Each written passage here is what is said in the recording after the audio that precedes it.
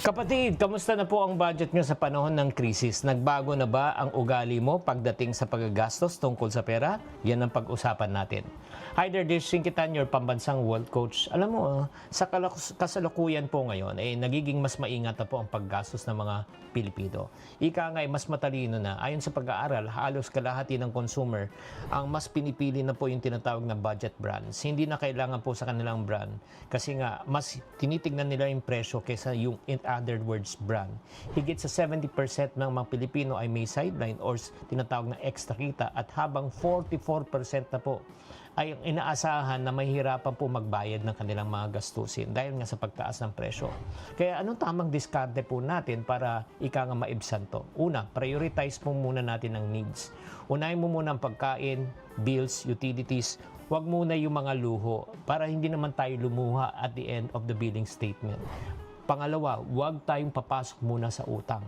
Huwag lang swipe ng credit card, huwag lang bili agad ng bili na hindi nag-iisip. Isipin nyo na ito ay hindi panandalian lang itong krisis na ito. Pwede pa itong humaba. Pangatlo, kung tayo po'y gagastos, isipin po natin ito ba ay kikita or ito ay wala. Tatapon lang natin ang pera. Kung ito ay magbabalik ng pera, pwede nating ilaban. Pero pag ito ay walang pakinabang, mag-isip muna tayo.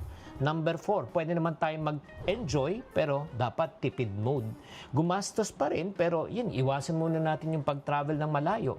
Instead na international, local muna. Instead na mag-probinsya, baka pwedeng yung nearby area muna para hindi naman talaga kailangan maggumastos ng malaki. Kaya kung papansinin po natin ang mga mamamayang Pilipino ay ika nga nagbago na po ang spending habits.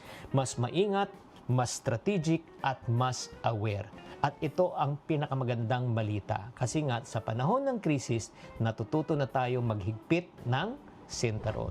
Kaya ikaw, ano na bago sa spending habits mo sa panahon po ng krisis? Sana naman ikaw ay naliwanagan, no? Hindi lang ikaw ang apektado, lahat po ng tao ay apektado. Tatandaan, ang mga wise na budgetarian ay matalinong gumastos, hindi lang padalos-talos.